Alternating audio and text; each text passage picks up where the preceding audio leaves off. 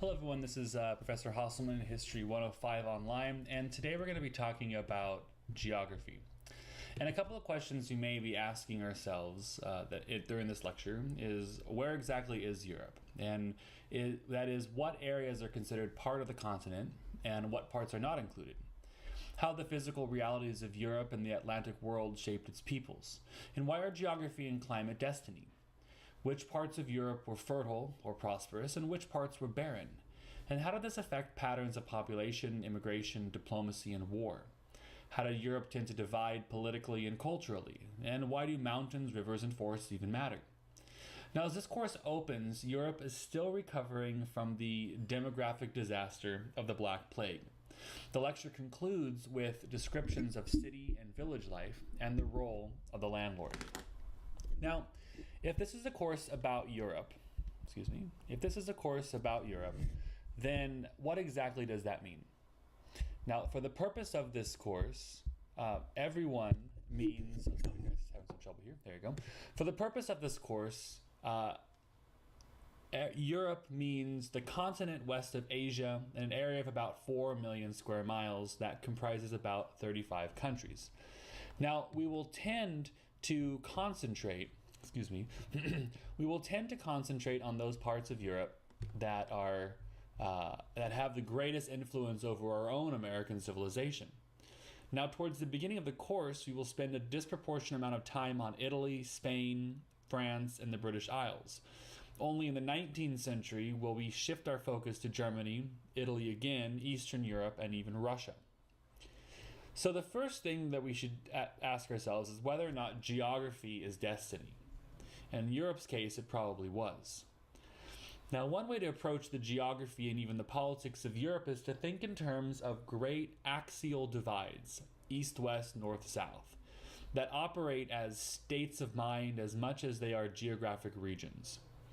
The east-west border in our course will shift. For the first half of the course, Western Europe will include everything west of the Rhine, the British Isles, Spain and Portugal, France, and the Scandinavian countries. And Eastern Europe will include countless German and Italian states, Poland, the Baltic states, the Balkans, and Russia. Now, as the course progresses, sometimes in the 19th century, the east-west dividing line will shift east to the Elbe or the Oder River. That is, as the region known as Germany unified and industrialized, it became more westernized. And it's possible that we're witnessing a similar shift west today among the former communist nations and Turkey. Now, if the dividing line east-west is as much political, economic, and cultural as it is topographic, that is equally true for Europe's north-south divide, the Alps. The other natural features that have had a profound effect on European history include, especially mountains. Mountains have been important as barriers to invasion and trade. Forests can be barriers to invasion and produce their own unique economies and societies. People who made their livings at sea were similarly outside the mainstream. Water defines much of Europe via the coastline. Europe, which can be seen as a peninsula filled with peninsulas, is blessed with innumerable natural harbors. And there's one great group of islands, the British Isles, and numerous smaller islands. The failure of invasions of Britain in 1588, 1805, and 1940 enabled a crucial subset of Western values to survive even when the rest of the continent seemed to go the other way. But more often, the English Channel has been a highway for invaders and traders. Iceland has been an important stopping point off to America. The Mediterranean islands were strategic for trade and naval operations, especially Gibraltar. Rivers, aside from seas and islands, have also played a crucial role in European history. European diplomats and historians have tended to see them as barriers, that is, the Rhine, Elbe, the Rubicon, or the Danube. People on the move, though, have tended to see rivers as a means to penetrate the countryside and engage in trade. Plains, which are located throughout Europe, are crucial for agriculture and also invading armies. Now, as for its climate, speaking latitudinally, Europe should be colder than it is. Northern Europe is famously cold. Western Europe is warmed by the Gulf Stream, leading to relatively mild climates. Southern Europe is warmed by the Mediterranean. Now, turning to demography, in 1500, the population of Europe was perhaps 80 million. Today, it's more like 726 million.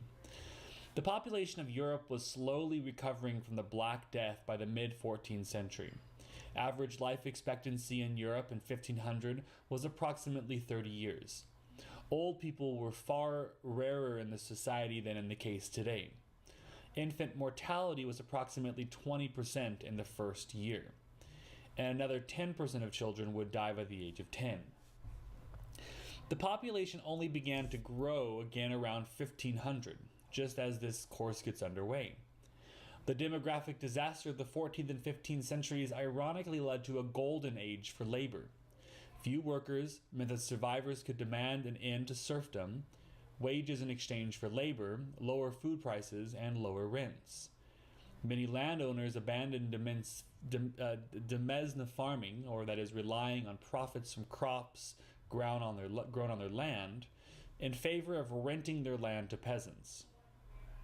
Now, less than 5% of the European population was urban. The largest city in Europe in 1500 was Constantinople, with nearly 400,000 people.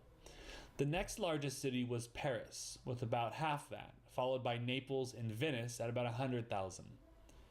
The population of London, Amsterdam, Moscow, Lisbon, Madrid, Rome, and Florence were approximately 50,000. Next in rank came provincial cities such as York, England, Milan, Italy, and Berlin, Prussia, all of which had populations of several thousand inhabitants. Cathedral cities, that is Salisbury and Reims, and market towns like Antwerp, Bruges, King's Lynn, Dortmund, and Lyon had populations of several hundred. The vast majority of European people lived in the countryside, on manors and villages of fewer than 500 inhabitants, sometimes as few as 50. The manor contained two impressive buildings, the Lord's Manor House or Castle, and a church made of stone. The church was the religious center of the village. In most European states, there was no diversity of religion. The West was dominated by what today we call Roman Catholicism, and in the East, all people were required to worship in one of the Christian Orthodox faiths. The church was also the social center of the village. A cluster of small two-room huts likely to be made, often using a technique called wattle and daub, of anything that would stick together, including mud, straw, and animal manure. Houses of more prosperous peasants might be of stone or wood, but most people had few possessions. Personal privacy was an unknown concept. Animals provided milk, cheese, and wool. Finally, surrounding the village were the fields, arranged in long strips where the villagers worked. The work engaged in by European people in 1500 varied by location. In town, most people sold goods or services. In upland areas or swamps, people made their livings by sheep farming or dairy farming, spinning wool, flax, or hemp, or even quarrying or cutting stone. Port towns contained fishermen, shipwrights, carpenters, sailmakers, dock workers, and customs officials. Most villages depended on arable farming. The big tasks of late medieval farming, plowing, sowing, and harvesting, were organized communally. Men were joined by women and children at peak times, planting and harvest, and at other times the women cooked, sewed, fetched water, spun, or wove wool. Children also tended animals, and when older, looked after younger children. The landlord owned nearly all the land in the neighborhood. He commanded a vast income from the sale of produce, mineral wealth, and above all, rents from his tenants. Control of the land implied control of the church, thanks to the fact that the landlord owned the land on which the church was built.